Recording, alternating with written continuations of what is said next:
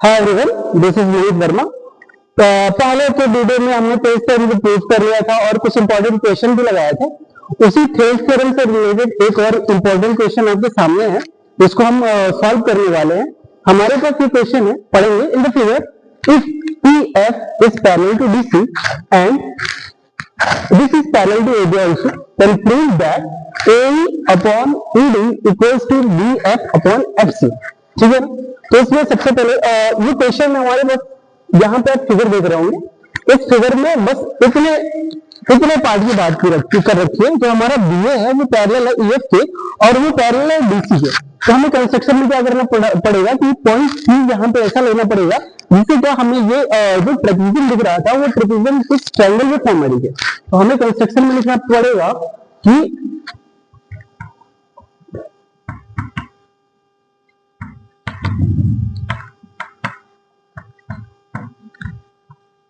drawn a point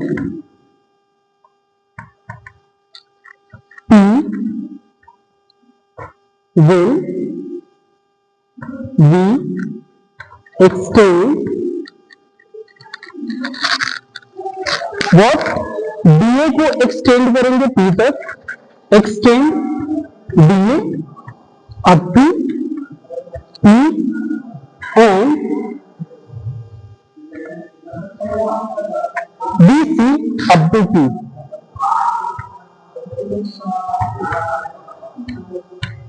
तो हमने construction में क्या करा, जो DA है उसको एक्सटेंड करा कहाँ, पॉइंट P तक, और जो हमारा BC था उसको एक्सटेंड करा पॉइंट P तक। तो हमारे पास एक ट्रायंगल मिल गया।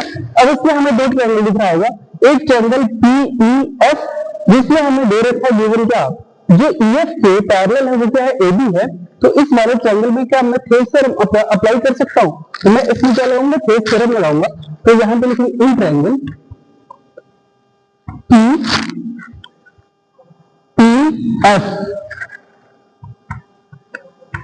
और इस ट्रायंगल में क्या है, जो AB है वो पैरेलल है EF के, AB is parallel to EF।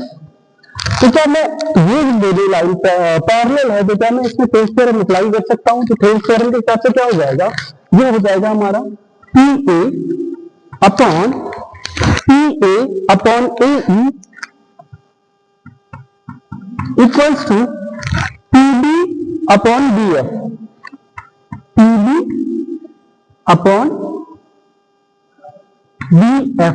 अच्छा, ये चीज कैसे हुआ, जो हमने थेल्स थ्योरम का वीडियो बनाया था, जो हमने थेल्स थ्योरम को प्रूव किया था, उससे आप समझ सकते हैं ये जो हमारा रिलेशन आया है वो कैसे आया है। ठीक है, तो इस ट्रायंगल में हमें ये चीज मिल गई। अब देखिए क्या हमें कुछ पार्ट मिल गया है क्वेश्चन में, जो E अपॉन BF है वो क्या यहाँ पे अपीयर हो रहा है, बिल्कुल हो रहा है।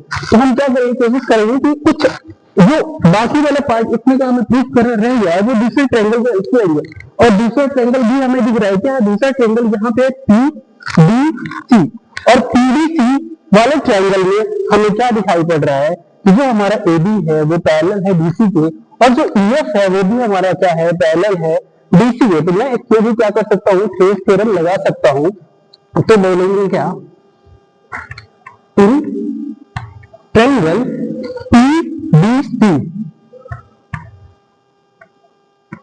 PDC में क्या बोल सकता हूं मैं, जो हमारा AB है वो पैरेलल है DC के, या फिर मैं बोल सकता हूं जो EF है वो पैरेलल है किसके है, DC के, क्योंकि ये कंडीशन हमारा गिवन है। तो मैं क्या बोल सकता हूं, EF is parallel to DC। ठीक है, तो यहां से मैं क्या बोल सकता हूं, जो हमारा PE है अपॉन ED होगा वो किसके बराबर होगा, PF अपॉन FC के बराबर होगा कि नहीं होगा, बिल्कुल होगा। तो यहां से लिखेंगे PE अपॉन ED बराबर होगा PF अपॉन FC। तो यहां से कंडीशन हमें क्या दिख रहा है, जो हमारा दूसरा पार्ट था PD अपॉन FC वो यहां पे अपीयर है। अच्छा, एक चीज समझना जरा, देखना पहले वाले पार्ट में हमें जो ऊपर वाला पार्ट था प्रूफ करने के लिए वो चीज गिवन यहां दिख रहा होगा आप लोग को, और दूसरे वाले पार्ट में क्या दिख रहा है, ये हमारा ईडी अपॉन एफसी है वो यहाँ पे भी बने। तो क्या मैं दोनों इक्वेशन को अगर पीए और पीवी को बराबर कर दूं, पीई और पीएफ के अगर ये दोनों चीजें बराबर कर दूं तो डिवाइड करने पे इक्वेशन को डिवाइड करने पे क्या हो जाएगा, हमारा क्वेश्चन सॉल्व हो जाएगा। तो मैं इसको बोल सकता हूँ क्या, this is our equation 1 and this one is our equation 2। Okay, understood. देखो अब जरा कोशिश करो, ठीक है ना, जो पीवी है यानी कि ये वाला बड़ा वाला साइड है उसको मैं क्या कर सकता हूँ, क्या पीए के बराबर कर सकता हूँ। जब मैं कर दूंगा ये दोनों इक्वेशन में मैं बराबर इसको कर दूंगा तो हमारा क्या होगा, डिवाइड करने पे वैल्यू ऊपर वाली कैंसिल हो जाएगी और नीचे का वैल्यू रेशियो में मिल जाएगा। तो मैं वही करने जा रहा हूँ, क्या मैं इस इक्वेशन में दोनों तरफ 1 को ऐड कर दूं, एडिंग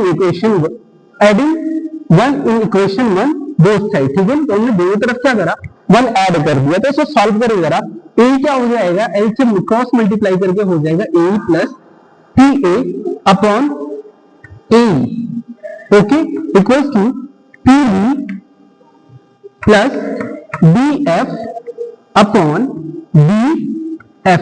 यहां से हमें क्या मिलेगा, देखो जरा ध्यान से देखना, ठीक है ना। यहां से देखो A upon P A plus P A plus P A हमें क्या देगा, पी देगा कि नहीं देगा। तो मैं क्या लिख सकता हूं इसको, जो ये वैल्यू आएगा वो किसके बराबर होगा, पीई के बराबर होगा upon A which is as it is. और पीबी प्लस बीएफ किसके बराबर होगा, बी पी एफ के बराबर होगा। तो ये बराबर किसके हो जाएगा, पी एफ अपॉन क्या, बी एफ। यहां तक समझ में आया क्या, बताइए यहां तक समझ में आया क्या। अब देखो जरा ये वाला इक्वेशन, ये जो नया इक्वेशन थर्ड आया है हमारे पास, जो इक्वेशन थर्ड आया है हमारे पास, वहां पे देखेंगे क्या, जो हमारे ऊपर की वैल्यू है क्या वो बराबर है, बिल्कुल बराबर है। तो मैं क्या करूँ, दोनों इक्वेशन को, इक्वेशन सेकंड और थर्ड को मैं डिवाइड कर दूं तो क्या हमारे पास आंसर मिल जाएगा, बिल्कुल मिल जाएगा, ठीक है ना। यहाँ पे वैल्यू हमें मिल जाएगा। तो मैं जो मैं बनाने के लिए ऊपर का थोड़ा इरेज करता हूँ, ठीक है। अब देखो हमें ऊपर क्या चाहिए, ए ही चाहिए, ऊपर ए ही चाहिए, यानी कि मैं कौन सा इक्वेशन पहले रखूं, ये वाला इक्वेशन ऊपर रखूं, ठीक है। अगर ये वाला इक्वेशन ऊपर रखूंगा तो ए नीचे आ जाएगा, इसको नहीं ऊपर रखेंगे, ऊपर किसको रखेंगे, हम इसको रखेंगे। तो equation 3 is divided by equation 2, ठीक है ना। तो मैं क्या करूंगा, इसको ऊपर रखता हूं, अगर नहीं आएगा तो मैं रेसिप्रोकल करके भी आंसर ला सकता हूं, ठीक है ना। तो मैं क्या करूंगा, इक्वेशन 3 जो थर्ड होगा वो डिवाइड बाय क्या होगा, 2 से होगा। तो क्या आएगा हमारा answer, TE upon AE equals to PF upon BF और डिवाइड बाई क्या, डिवाइड बाई इक्वेशन 2, यानी कि PE अपॉन ED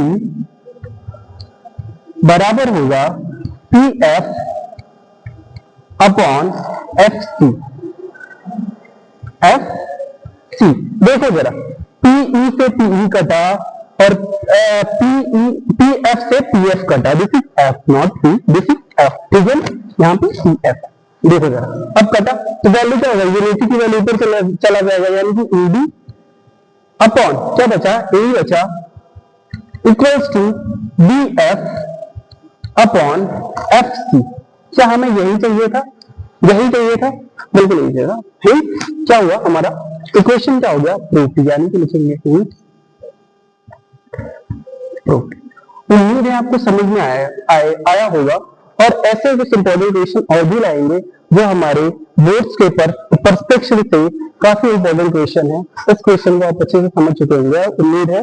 और इसी के साथ मैं वीडियो समाप्त करता हूँ। अगले वीडियो में फिर कोशिश करूंगा जो अच्छा क्वेश्चन है उसको मैं आपके सामने लेके आऊँ। Thank you so much.